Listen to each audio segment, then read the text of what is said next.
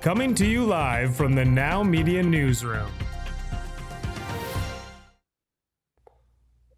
I'm Jim Csek. You're watching NowMedia. With me, Gavin Dew, our local MLA here, Conservative MLA and the official opposition for Kelowna-Mission. Thanks for joining me. You're calling in from your office there in Victoria. Looks like nice digs there. You got the maple leaf in the background there. I like that. Yeah, thanks for having me, Jim. You stood up there in the ledge there, and you had a speech on small businesses. Basically, I guess the message there was businesses are looking for hope, and you said help is on the way. When can they expect help? Because it looks like they really need it. Yeah, that's a great question, Jim. So obviously the first day of the legislature was on Monday, and I had the opportunity to give the first speech of the new session, which I focused on small business. I wanted to take the opportunity to try to set that tone in terms of talking about the challenges that small business are facing and trying to get more of a focus on the economy and small business in this fall session.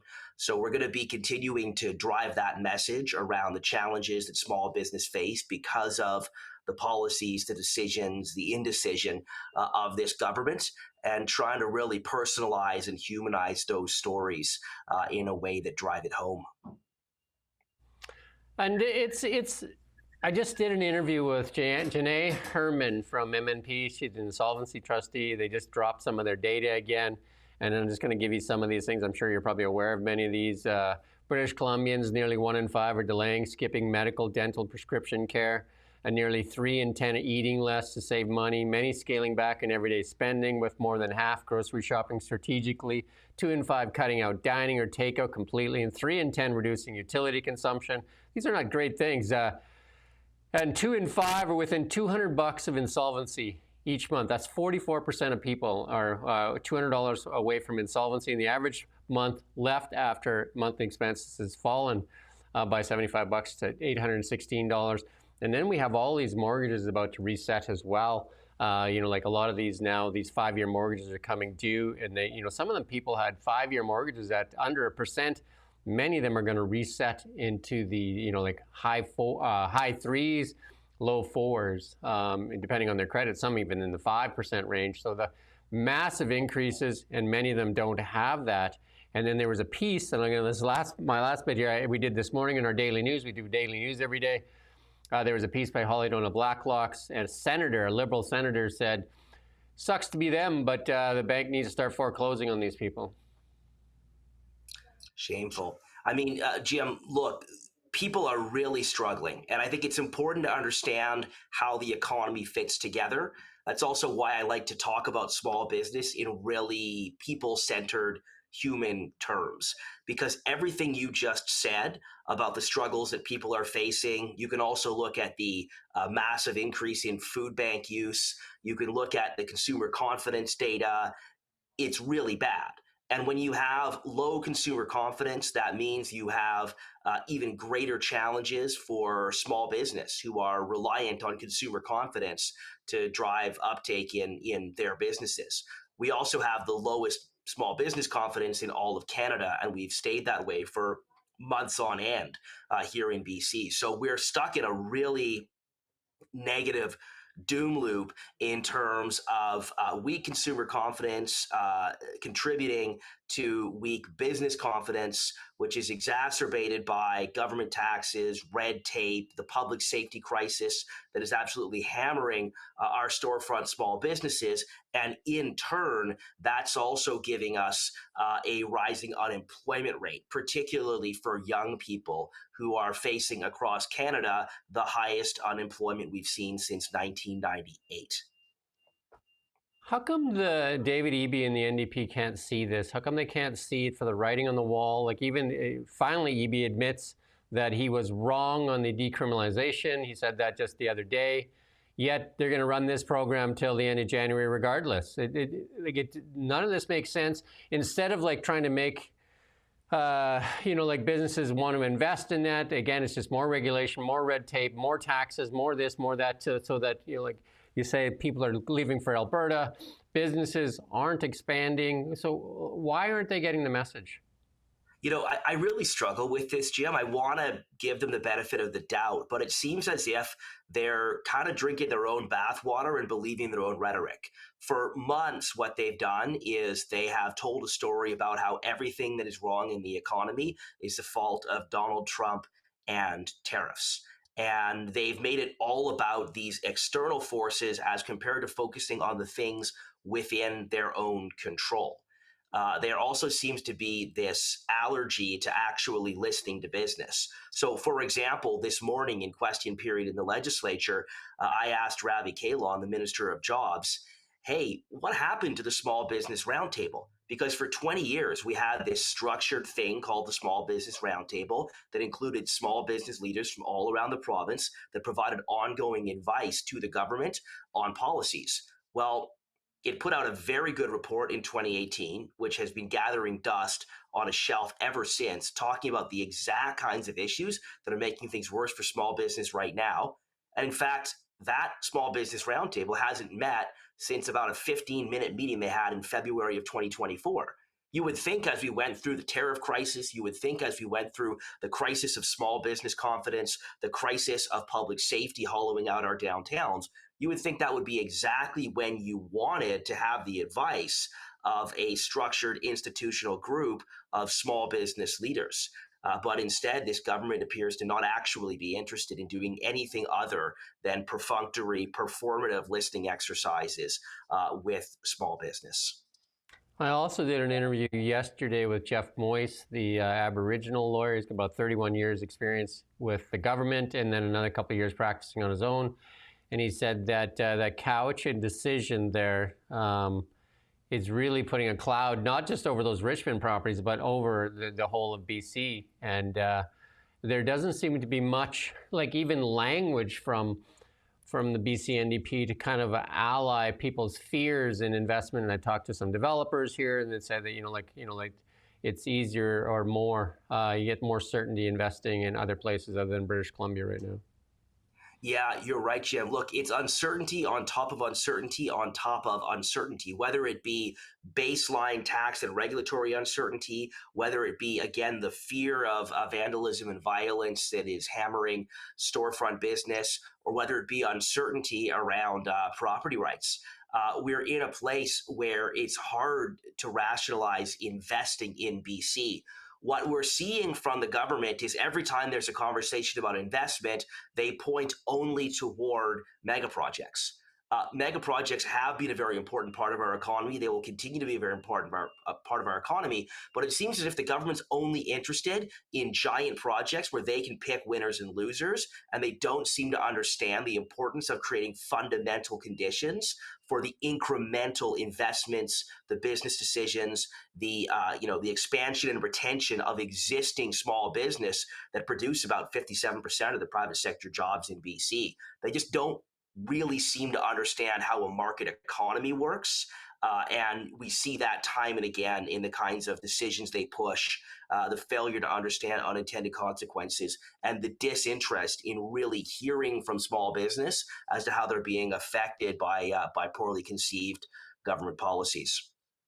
Have you guys done a poll or commissioned a poll to see how many British Columbians want that Alberta pipeline to proceed? Because David Eby, I've never seen him that passionate, and he's been very...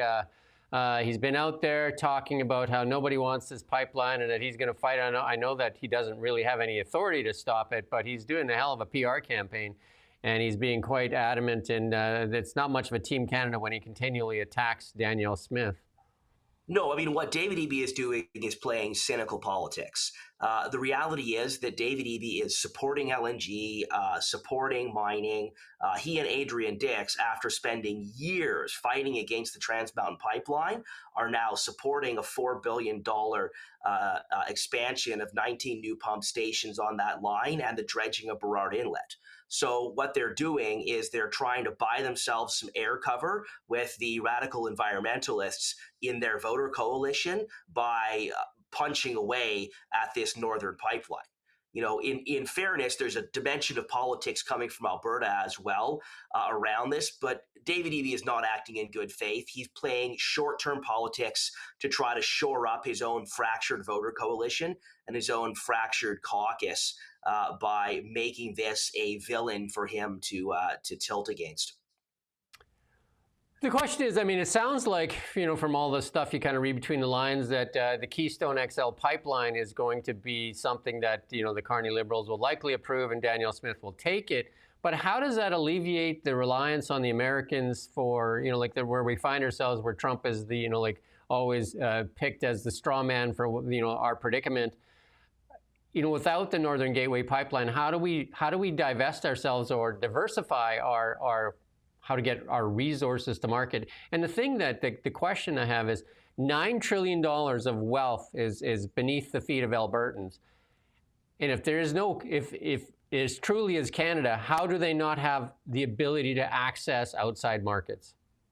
Yeah, Jim, what you're pointing to is so important, and that is market access. And it matters for oil, and it also matters tremendously for gas. But we're selling our natural gas at a huge discount because we don't have optionality in terms of getting it offshore to global markets. That's why pipelines are significant, and that's why what's called tidewater access is significant. If you can get your product to tidewater, which means pipelines, which means terminals, then you're selling it on a global market at global market price. The purpose of the Trans Mountain Expansion Project was to try to close the price gap between West Texas Intermediate and West Coast Select, and it did make a significant effect on that.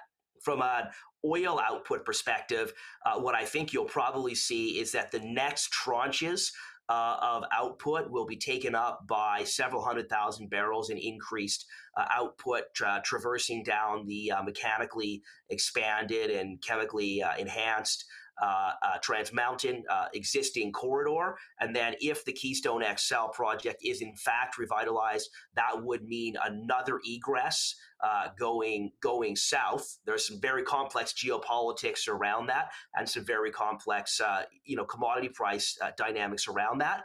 I think it's logical to have the conversation about the Northern Pipeline option, but taking into account how long it took for Trans Mountain to be expanded, 10 years and $34 billion, that's likely to be a fairly long-term conversation. I mean, you could do both. And if it's Build Canada Better, I mean, if we don't have diversity in our markets, it doesn't, we're going to be relying on the same partner again that, we've tried to vilify again for, putting the screws to us. So, until we can develop outside markets, we're going to still be subjected to the same thing. Agreed, Jim. And until we decide we're actually going to build shit again in Canada, pardon my language, we're going to be economically crippled. When you look at our country, when you look at our province, the fact that we've developed this can't-do attitude where we find way after way to stop building things, to delay building things, and to drive up the cost by multiples, it makes it very hard to rationalize getting those major capital investments into projects here in Canada, because generally speaking, that capital it's global capital that's being allocated to wherever it can reasonably expect a risk-adjusted return. Capital is a coward. Right? It's going to go where it can generate a return. That's the case when it comes to these highly complex mega projects. But it's important, going back to the theme of small business, Jim, it's really important to recognize that when we read headlines about 10 and 20 and 30 and $40 billion projects moving ahead or not moving ahead, we're not seeing headlines about the incremental small business person that built their small, $1 million, $2 million, $3 million fortune on the back of a blue collar trades business, deciding that they're actually just going to take their business and move it to Alberta, or they're going to pull up stakes, pull their capital, and go invest it somewhere else. That quiet exodus of capital, that quiet exodus of talent, both the talent that has already built success and that which has the potential to build success, that's one of the things that really worries me in terms of the dynamism of our small business economy here in BC. We need a big engine to drive a lot of the small businesses for sure, too, in a pipeline to the northern coast would be one of those big engines. And then Christy Clark, former Premier of British Columbia, former Premier under the BC United Party, I believe. Or was it, yeah, the Liberal Party, sorry, the BC Liberal Party, sorry, the branding there. She poked some big holes in the side of David Eby's talk about no tankers on the West Coast, because that's only banning Canadian tankers, because American tankers sail up and down the coastline as they bring oil from Alaska. So, I mean, is this just another virtue signal? Because there are tankers that sail down the BC coastline every day. Yeah, absolutely. That's correct, Jim. You've got tankers sailing down there. You've got other vessels moving with bunker fuel. Obviously, you want to make sure you have extremely rigorous marine spill response standards, and there has been tremendous investment in doing that. The standards for tankers around double-hulled tankers, navigational aids, pilotage authorities, things of that nature have really come a very long way, driven in part by some of the pipeline conversations down on the south coast. But you're absolutely correct. We need to stop talking in terms of imaginary situations and be realistic, be evidence driven around what's actually already happening. What's already there around mitigating those risks and making sure whatever approach we take is more focused on appropriately mitigating risk, appropriately evaluating environmental impact, not just on ideology and on whatever is a poll-tested symbol for political purposes. Have you guys, I don't think you answered my question, have you guys commissioned a poll from Research Co. or from anybody, he's from British Columbia, Mario, to see if British Columbians would support a Northern Gateway pipeline? Yeah, great question, Jim. I haven't seen a poll specifically on Northern Gateway. However, I have seen polling on Canadian and within that British Columbian support for energy infrastructure, for the energy sector, for oil and gas, for pipelines. Support for the fundamental sectors that drive wealth in our country has never been higher in the time that I have been looking at polling. The same goes for our forestry sector as well, Jim. There's been a real convergence between what used to be more of an urban-rural split on support for forestry. British Columbians are fed up, they're broke, they're hungry, they want jobs, they want opportunity, they want other people to have jobs and opportunity. And it really feels as if this is a moment in time when we can actually reset some of the narrative around the resource sectors that are primary drivers of our economy if we choose to do so. But if we keep playing politics like David Eby is doing, I worry we're going to squander the moment. Some criticism of your party, though, is that David Eby seems to be in the driver's seat because no matter how badly he performs, the Conservatives are doing worse with their own kind of like mess inside their caucus there, with Eleanor Sturko being booted out and stuff like that. Are the Conservatives ready to lead? There's not a lot of confidence being struck with your party right now, and I guess David Eby's kind of enjoying that, even though our finances seem to be in a mess. He has his big fight with Alberta when we're supposed to be talking about Team Canada Strong, where it's just like we're basically in an all-out cat fight with Alberta right now. Where's the Conservative Party in cleaning up its own kind of like spilt milk? Yeah, there's a lot of questions in that, Jim. First off, you're correct that David Eby is in a very bad place in terms of what's actually happening in the province. The economy is a dumpster fire. Healthcare is falling apart. You've got tremendous conflicts over reconciliation.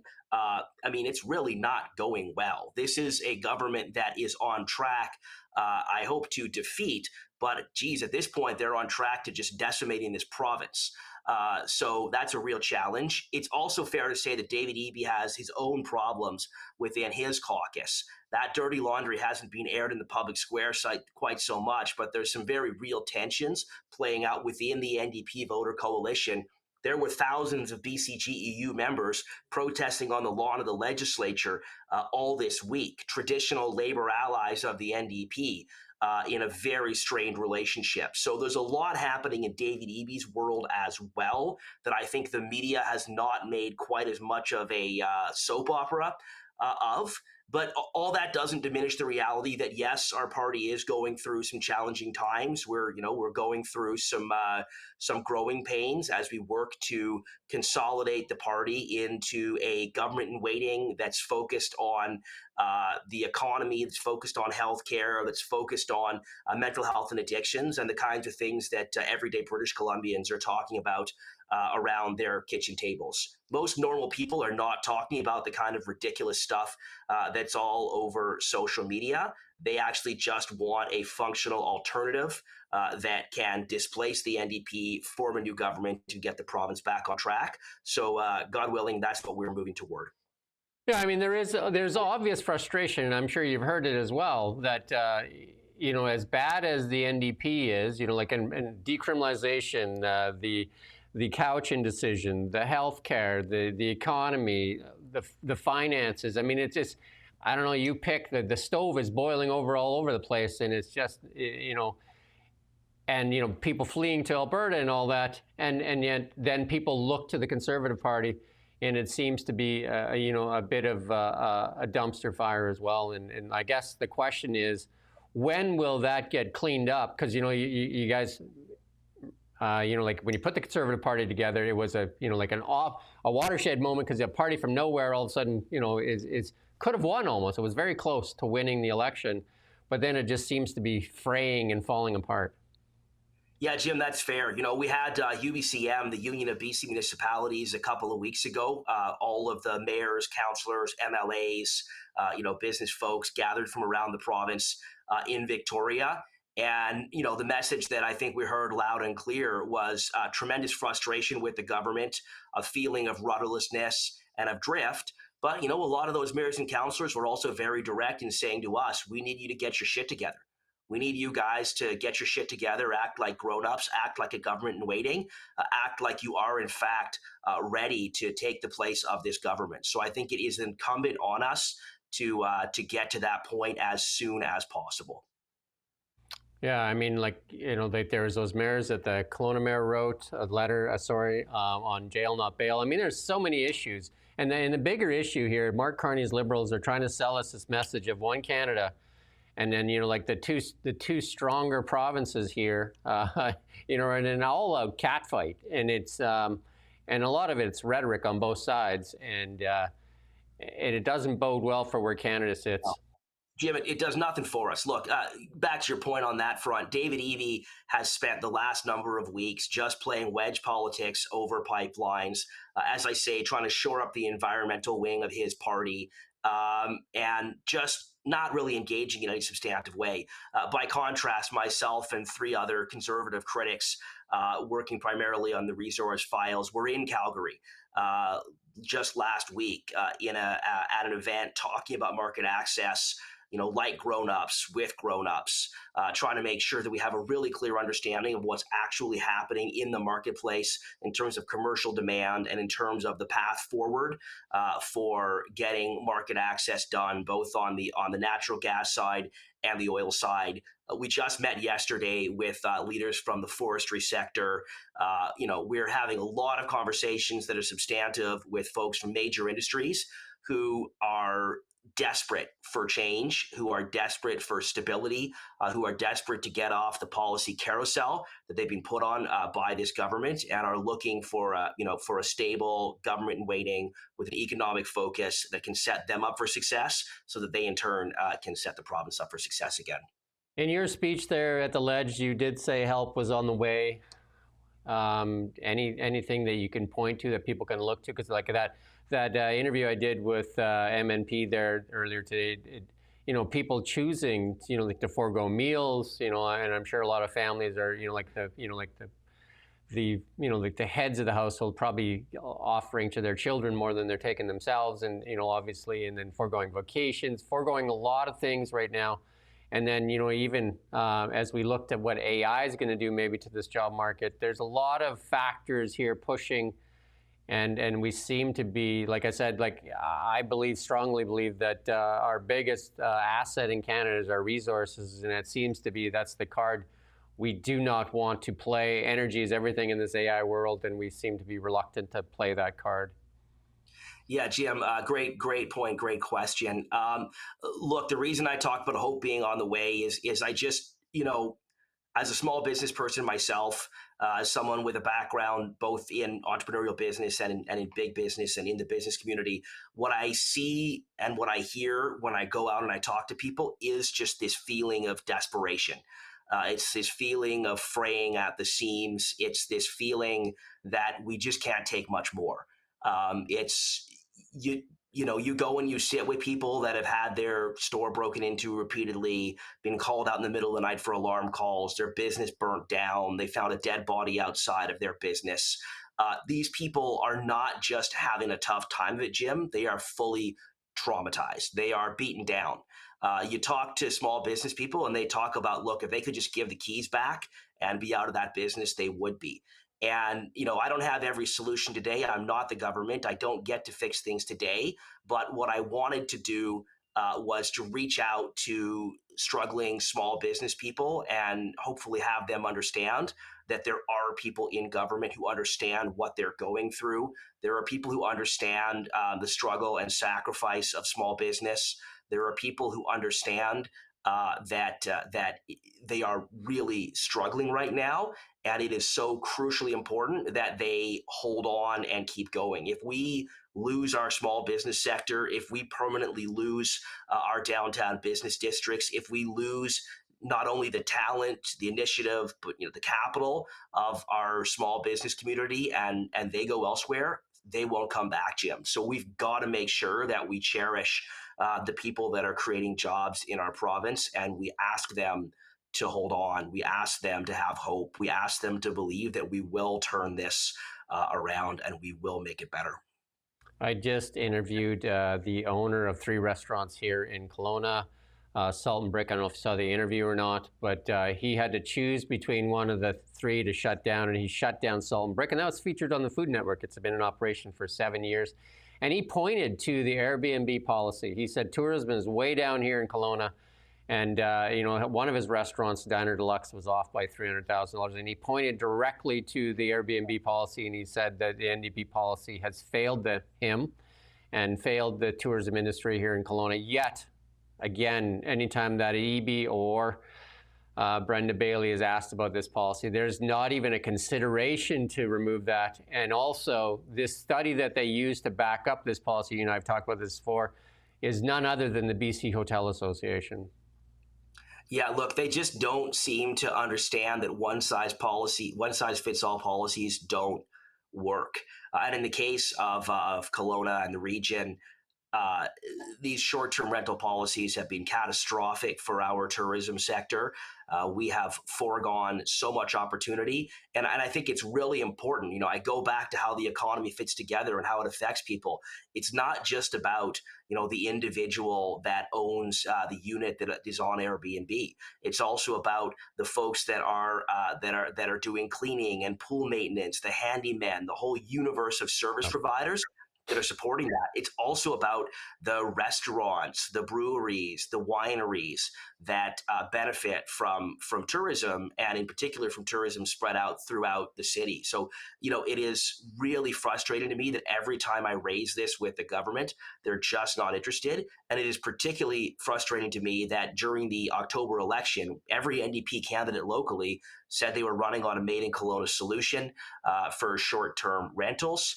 And I have asked in the legislature, I've asked the now former Minister of Housing, so look, were those candidates lying to us, or was the NDP lying to those candidates? Because one way or another, somebody wasn't getting the truth around what their intentions were on how they would approach short-term rental in a tourism-dependent community where it has very obviously had quite negative effects on our overall economy, on jobs, on opportunities, and on the cash in people's pockets that feeds our consumer economy everywhere in the city.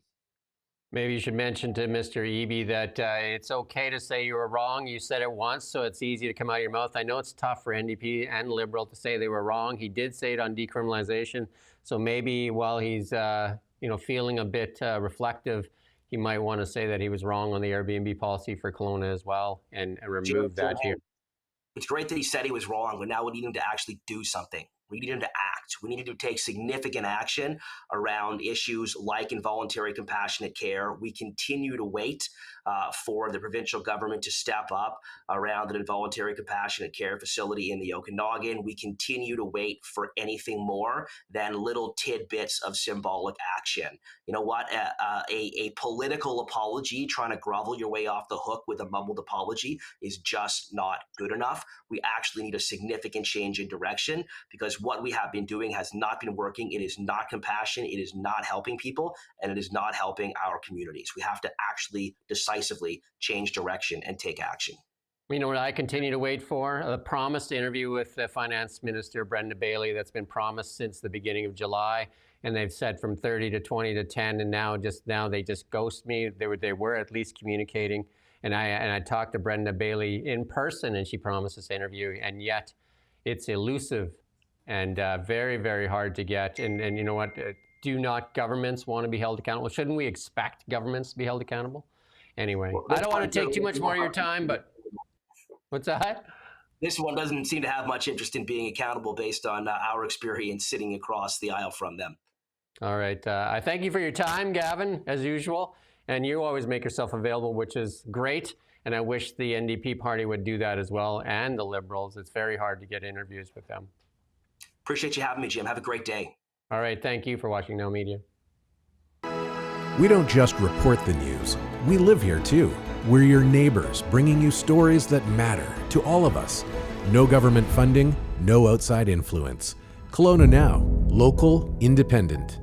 News you can trust.